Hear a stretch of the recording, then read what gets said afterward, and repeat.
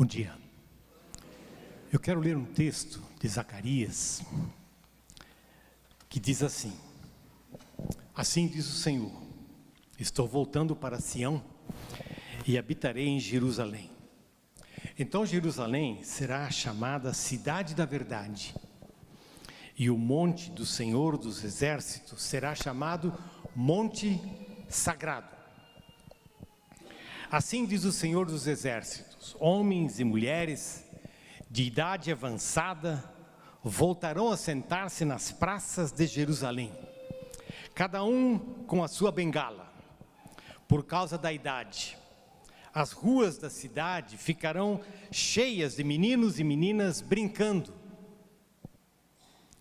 Mesmo que isso pareça impossível para o remanescente deste povo, naquela época será impossível para mim, diz o Senhor dos Exércitos. Você conhecia esse texto? Você conhecia? Eu não conhecia. E eu gostei que falou de bengala. O texto falou de bengala, porque alguns de vocês que caminham comigo, ou me encontram no final do dia, ali por onde eu moro, sempre vão me ver caminhando com a bengala. Eu caminho todos os dias com a bengala. Aliás, eu tenho várias. Eu estava até pensando num programa de aluguel de bengalas para complementar o INSS, né? Então, eu tenho a bengala aqui. Essa aqui é do meu pai. Era do meu pai, né? Mas ela é meio pequena e um sobrinho que é médico disse que a bengala tem que ficar aqui nessa altura, ela é meio pequena, então eu quase nunca caminho com ela, mas Lúcia vai reconhecer, essa aqui era do pai. Para Lúcia cabe, para Lúcia cabe. Essa aqui eu trouxe da África, é toda trabalhadinha, bonitinha, então eu tenho uma coleção de bengalas. Se alguém aí, né, quiser trabalhar um app, para botar no celularzinho, e eu complemento a minha renda, não é? As bengalas, as praças das cidades, as praças, elas são uma metáfora, né? Praças, lugares, e se de repente você vai um pouco pelo interior, vai ver, né, que algumas praças no centro tem umas mesas, onde tem dois velhinhos jogando dominó, né? Duas bengalas, dois velhinhos e um jogo de dominó, e um falando para o outro dizendo: eu não jogo mais contigo, você sempre me ganha, né? Você me trapaceou de novo. E o outro velhinho diz: não, é que você é burro, não sabe jogar direito. Não é? Essas conversas nas praças, né? Uma das coisas com as crianças, e vocês devem ter feito isso no Dorcas, não é? A gente, muitos lugares com a visão mundial, que a gente, né, trabalha já há anos, quando diz, desenha o teu mundo para as crianças, né? Desenha o que você gostaria. Geralmente nesse desenho tem uma praça, né? Tem um lugar para as crianças brincarem. Na sexta-feira pela manhã, eu fiz a besteira de falar para o meu neto, o Samuel, de 4 anos, porque eu queria ir comprar pão, e queria que ele fosse comigo. Vamos comprar pão? Não. Vamos comprar pão? Não. Aí eu disse para ele: mas se eu for oferecer para você ir no parque, você vai? Vou. E aí adivinha, né? Ele foi comprar pão comigo, mas na saída já disse: e o parque? Né? Não deixou, né, escapar a possibilidade do parque. Esse texto de Zacarias fala da praça, fala do parque, né, numa linguagem nossa, fala desse lugar, né? Mas aonde que esse texto me bateu, né? Foi na semana passada, no sábado anterior, não no anterior. Eu estava num programa com a Cileda, em Fortaleza. Nós estávamos em Fortaleza com um programa de várias igrejas, com pessoas de diferentes áreas de trabalho com as crianças, e o programa chamava Igrejas Seguras para as Crianças. É um programa de treinamento de todo um dia, para que as nossas igrejas sejam lugares seguros para as crianças. E é interessante que né, a pessoa que estava nos orientando, ela disse: olha, as pesquisas indicam que o lugar mais inseguro para as crianças nas nossas igrejas é o caminho para o banheiro. Por que isso? Né? Lugares seguros para as crianças. E ele leu esse texto. E quando ele leu esse texto, eu disse, nossa, nunca ouvi. E eu fui olhar, né, claro, e fiquei mais feliz ainda, porque lá estavam as crianças e estavam os velhos, e estavam as bengalas, e eu estava em casa. Né? Esse texto vem do profeta Zacarias, capítulo 8 de Zacarias.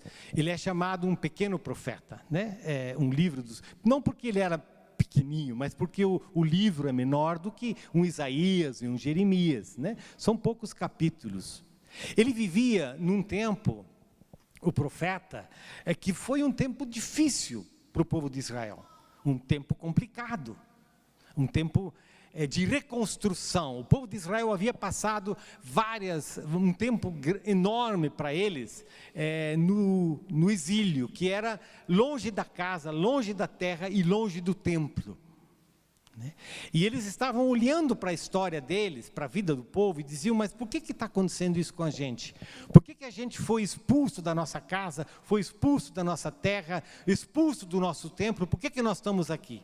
O que Deus tem a ver com isso?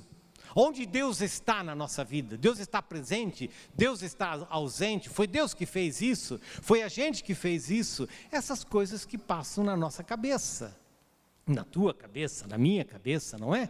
Essas coisas que a gente pensa, mas por que isso acontece comigo? Por que isso acontece com a minha família? Fui eu? Foi alguém outro? Eu sou culpado?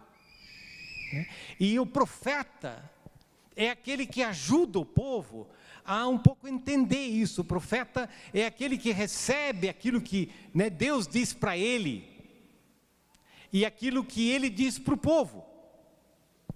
E o profeta é também aquele que leva essas coisas do povo para Deus. Zacarias, no caso, ele era duas coisas, ele era um profeta e ele era um sacerdote. E o sacerdote tem muito essa marca, né? O sacerdote que é aquele que escuta o povo, aquele que percebe, né? Os sentimentos, as dores, os gemidos, as alegrias. O sacerdote leva isso para Deus e diz, Deus, olha isso aqui, escuta isso. Então, Zacarias é uma pessoa assim, que fala, e ele tem visões, e o livro dele, eu preciso olhar aqui, né, para não falar besteira, são 8 visões, 8 diferentes visões que ele tem. E nesse momento da história do povo, eles estão voltando para a terra deles. Eles estão começando um programa, por assim dizer, de reconstrução da nação, do povo. Isso implica vocês sabem que isso implica, né? Tá um pouco, o povo está destruído, o lugar está destruído. Vamos reconstruir muros, no caso de Neemias, né? O templo tem que ser reconstruído. O povo, a comunidade tem que recomeçar a vida. Então é esse tempo que o profeta vive, esse tempo de exílio, esse tempo de muita confusão, de muita dor, de muita perda, esse tempo de volta, que é um tempo de esperança, mas também é um tempo de muita confusão, né?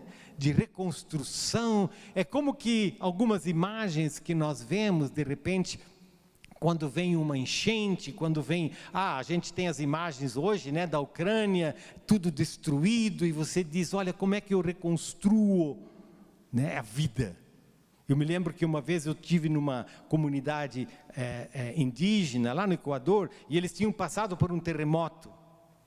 E naquele terremoto estava tudo destruído, né? E eu caminhando por no meio daqueles destroços, eu pensava, e se acontecer comigo?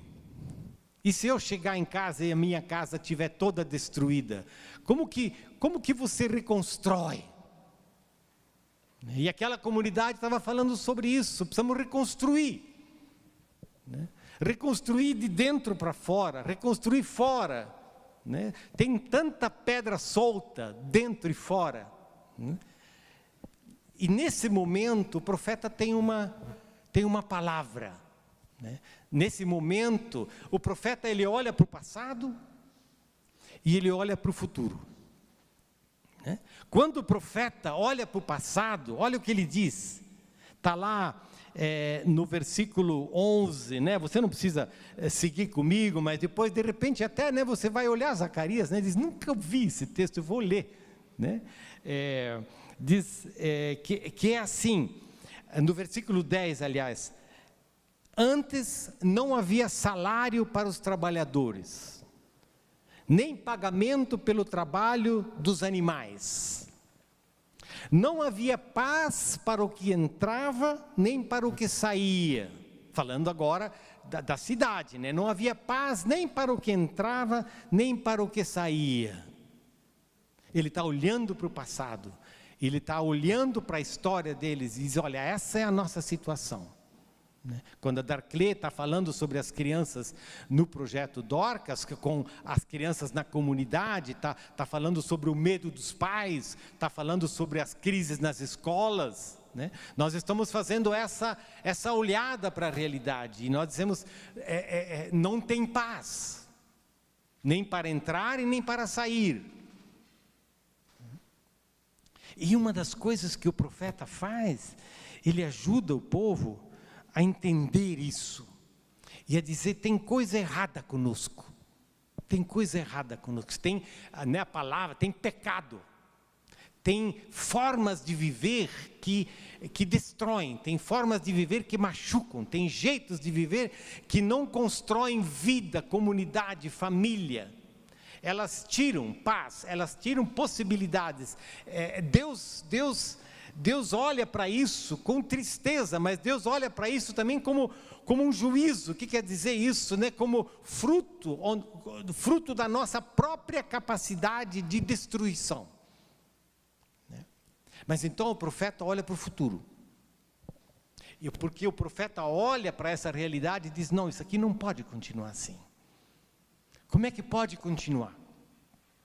E olhando para o futuro, ele diz, depois, logo no versículo 12, depois haverá semeadura em paz, as videiras darão o seu fruto, as terras as suas colheitas, e os céus o seu orvalho.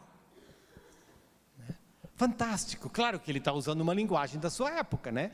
E a gente diria, como seria isso hoje, né? Como que a gente falaria sobre isso hoje, de que haverá semeadura em paz, quer dizer, não haverá inimigos roubando a tua colheita. As videiras darão o seu fruto, farão vinho, suco, a gente diria. As terras as suas colheitas e os céus o seu orvalho. Ou seja, ele está desenhando um futuro. E então o profeta pergunta, o profeta diz, mas isso é impossível, isso é impossível. Quando você olha para a realidade, está tudo destruído, está tudo assim confuso, você vai dizer, não, isso aqui não tem jeito. Não tem jeito para mim, não tem jeito para minha família, não tem jeito para os meus filhos, não tem jeito para os velhos, não tem jeito. E o profeta diz, tem sim. Você acha que isso é impossível para Deus? Não. Então o profeta diz bem isso, não é? Mesmo que isso pareça impossível. Será impossível para mim? E de alguma forma, essa é a pergunta da esperança, não é? Será impossível para mim? Pergunta o Senhor. É a pergunta da esperança, porque é a pergunta de Deus. A gente olha para nós mesmos, a gente olha para as nossas possibilidades, e a gente diz, eu não consigo, eu estou muito fraco, eu estou fragilizado, eu estou deprimido, eu não consigo sair da cama, eu não consigo saber o que fazer com os meus filhos, com a escola, eu não sei. Eu não consigo. E o Espírito de Deus sopra e pergunta, será impossível para mim, diz o Senhor? E os olhos se abrem, não é? E a gente pensa, uau, então tem uma possibilidade. Tem uma possibilidade que não vem de nós, mas ela é uma possibilidade que vem do eterno. Porque tudo aquilo que vem de nós, só vem de nós. Tudo aquilo que vem de nós só tem a nossa marca. Tudo aquilo que vem de nós vai tão longe como vão as nossas pernas. E as nossas pernas, bom, falando de mim, precisam de bengala de repente. Mas aquilo que vem do eterno tem pernas mais longas. Aquilo que vem do eterno tem braços que acolhem melhor. Aquilo que vem do eterno tem um olhar de cuidado. Aquilo que vem de Deus oferece esperança. E assim nós vivemos. Assim nós, dizendo, acho que com mais realismo, procuramos viver. Tem dias em que a gente dá conta, tem dias que a gente não consegue, tem dias que a gente precisa do outro. Mas é possível, porque Deus torna isso possível. E essa possibilidade, ela vem como um raio de esperança. Assim diz o Senhor dos Exércitos: homens e mulheres de idade avançada voltarão a sentar-se nas praças de Jerusalém, cada um com a sua bengala, por causa da idade. As ruas da cidade ficarão cheias de meninos e meninas. O profeta nos ajuda a olhar para o futuro. Mas mais do que isso, o profeta nos ajuda a olhar para o futuro. E o Evangelho nos ajuda a plantar sementes do futuro no presente. O futuro não é apenas o futuro pensando no reino de Deus. O futuro não é simplesmente alguma coisa que está lá longe de nós. O futuro é algo que se torna presente hoje. O povo de Deus é aquele povo que traz o futuro de Deus para o presente. Assim como Jesus fez. Assim como Jesus, quando ele diz, os cegos veem, os coxos andam, os leprosos são purificados, o reino de Deus é chegado, e ao mesmo tempo em que ele anuncia esse reino. Assim como Jesus nos diz para buscarmos em primeiro lugar o reino de Deus e a sua justiça, hoje, porque nós cremos no amanhã, hoje, porque nós recebemos uma promessa de Deus, hoje, porque nós conhecemos a força do Espírito, o sopro do Espírito, o dom do Espírito, e a palavra de Deus que nos ajuda a plantar sementes de esperança em meio ao caos. E é verdade, não é isso? Creio que é Henry Newman que fala sobre a planta que explode o asfalto. Né? A planta que explode o asfalto, que de repente no meio do asfalto, onde você diz que não tem nada, uma planta começa a emergir. Né? Ou como um amigo estava dizendo que vive na Califórnia, ele disse aqui na Califórnia, onde está tudo sempre seco, choveu tanto no inverno, que agora a primavera está explodindo. A primavera está explodindo, e ontem ele me mandou fotos. O povo de Deus, ele manda fotos de um novo tempo, de uma nova esperança, que nós procuramos plantar hoje, como sementes. E nós somos agentes, não da fake news. Nós somos agentes, não simplesmente de muros mais altos, de mais tecnologia, mais muro, mais arma, porque isso já nos ensinou um velho profeta brasileiro que viveu aqui no Brasil, o Helder Câmara, diz que a violência número 1 só chama a violência número 2, que chama a violência número 3, ou seja, a violência é um círculo que se alimenta a si mesmo. Nós não somos desse círculo, nós somos, como povo de Deus, construtores da paz. A gente vivia nos Estados Unidos, o Marcel tinha... Acho que o Marcel tinha 6 anos, eu perguntei para a Cileda, essas coisas sempre tem que perguntar para a Cileda. Ela disse, uns 6 anos e meio, né? Mas um dia eu estava no meu cubículo, e lá na universidade, onde eu estava estudando, de fato, eu tinha um cubículo, era um cubículo onde eu estudava de manhã, de tarde e de noite, de manhã, de tarde e de noite, tentando dar conta daquelas coisas, e um dia chegaram correndo lá na biblioteca e disseram para mim, o Marcel teve um acidente. E aí, eu fui junto, e era lá perto da biblioteca, perto da nossa casa, né? O Marcel tinha atravessado a rua, como o menino escapou, atravessou a rua, um carro veio, puf, pegou, e bateu nele, né? Era um argentino, fazer o quê? Né? Mas a culpa era do Marcel, coitado do argentino, ficou com né, diz, não, o que eu fiz, né? Mas eu me lembro que eu cheguei, a ambulância também chegou, eu peguei o Marcel, entrei na ambulância, fomos para o hospital, fomos recebidos logo no hospital, já tinham anunciado, e o Marcel foi cuidado. Esses dias ele falou que aquele dente que quebrou naquela vez e que, né, botaram de volta, agora acho que tinha caído depois de uns 30 e poucos anos, né? Bom, é assim, né? Mas eu estava pensando nessa imagem, né? Marcel teve um acidente. E a pergunta mas e aí? O que a gente faz com o Marcel? O que nós fizemos com o Marcel é levar ele para o hospital para receber o cuidado. E ele recebeu o cuidado. O que nós fizemos mais com o Marcel é acompanhar ele no período de recuperação. E ele recuperou. O que nós fizemos mais com o Marcel é ajudar ele a entender que não dá para correr na frente de um carro e nem na frente de um carro dirigido por um argentino, não é?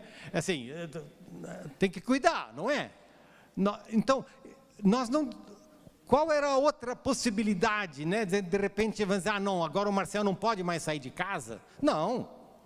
Nós vamos dizer, Marcel, nós queremos que você aprenda a não atravessar a rua, ou seja, nós queremos que você aprenda a viver em sociedade, nós não vamos te esconder, nós vamos procurar te educar para a vida, te educar para o outro, te educar para a convivência social, e eu pensei nisso à medida que eu estava pensando nesse sermão de hoje como uma parábola.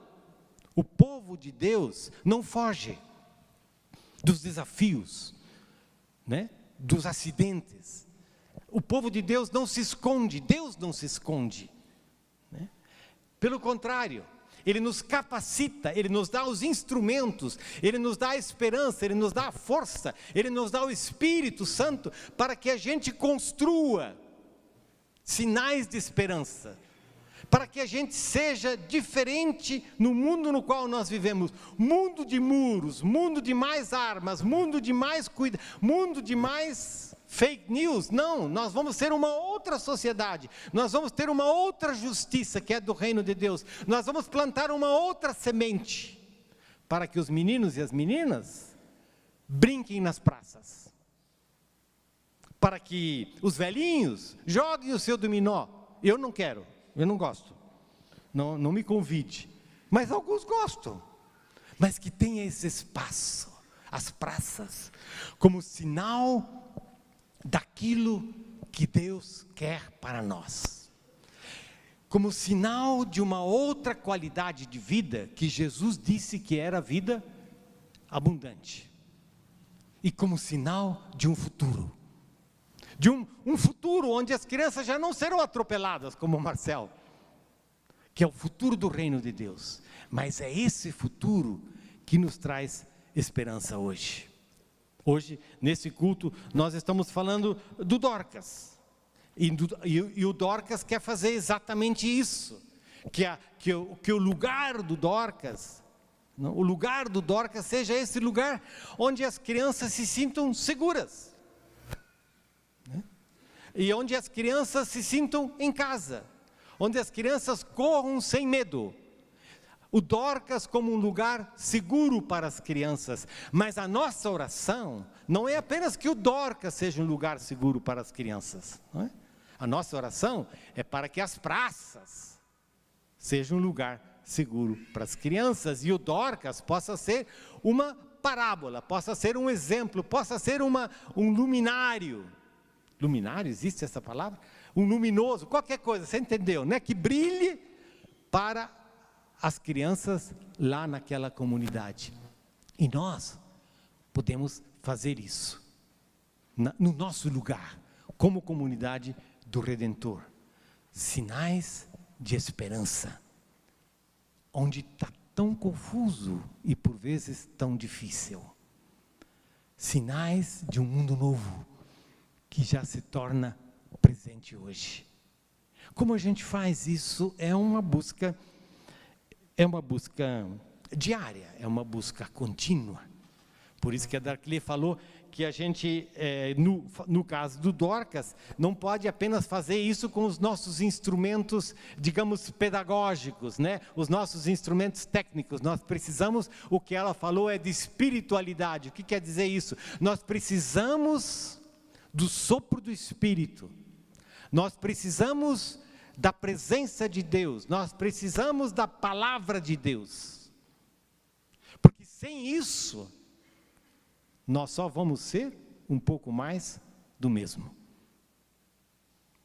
E a tentação é que a gente só seja um pouco mais do mesmo. Porque a gente acha que consegue. A gente acha que pode. E continuamente, né, falando, eu fico cutucando a Darclé. E eu sei, ela vai dizer que você não precisa me cutucar, mas eu cutuco. Não podemos esquecer que além de todo o conhecimento, de toda a tecnologia, de toda a pedagogia, de todo o cuidado, de todo o local, nós precisamos ter um lugar de oração, que é o lugar do sacerdote, onde nós possamos levar as crianças diante do trono de Deus. E diante do trono de Deus, nós aprendamos com as crianças. Ao nós falarmos sobre a importância de um missionário no Dorcas e falarmos sobre o Celso, coitado do Celso, né? Não, coitado não, bem-aventurado. O Celso está nesse período de experiência, né? Estar num período de experiência não é um negócio fácil, né? Porque ele está experimentando, e o Dorcas está experimentando, porque a gente percebe, e eu falo aqui, né, o Jackson aqui, eu que somos formados, digamos, na escola da igreja luterana, muitas vezes não é muito fácil, a gente tem dificuldade de fazer esse tipo de missão num lugar como aquele projeto, e como aquela comunidade, né? É um jeito, eu não sirvo para esse negócio, né? Mas eu quero estar junto. E hoje nós queríamos orar pelo Celso.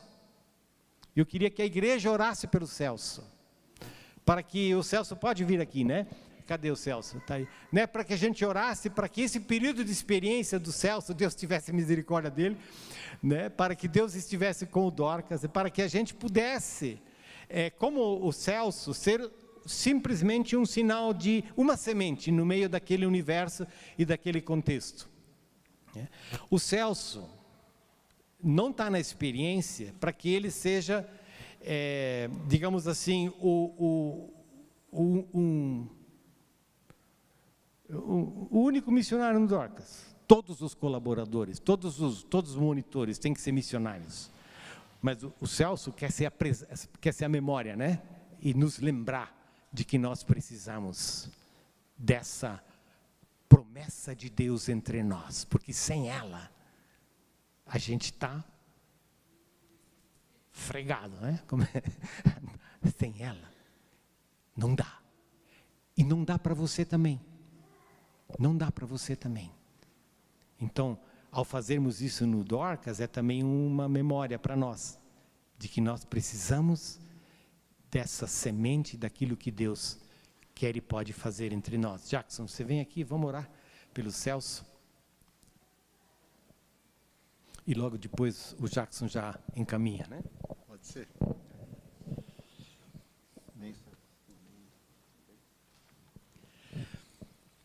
Convido quem pudesse colocar de pé, quem sabe estenda a sua mão na direção também do Celso, queremos abençoá-lo, em nome do Senhor. Amado Deus, Deus de graça, de amor, Deus do impossível, Deus de grandes promessas, Deus que anuncia salvação, futuro, esperança, através dos teus servos, servo como Zacarias, do qual nós ouvimos aqui nesta manhã. Que o Senhor permite a ele um vislumbre daquilo que tu fazes e queres fazer entre nós, por nós, neste mundo.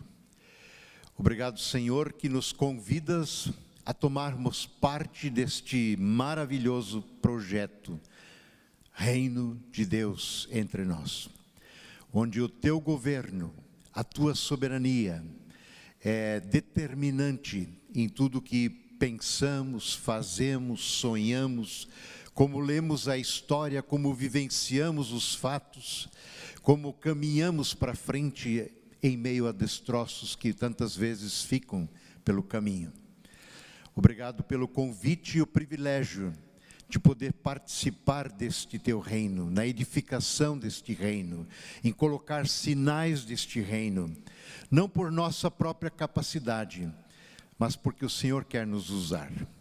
Assim, Senhor, nós também te agradecemos desde já, mais uma vez, pela vida do Celso, que acolhe este convite e se coloca vulneravelmente entre nós diante de uma grande tarefa.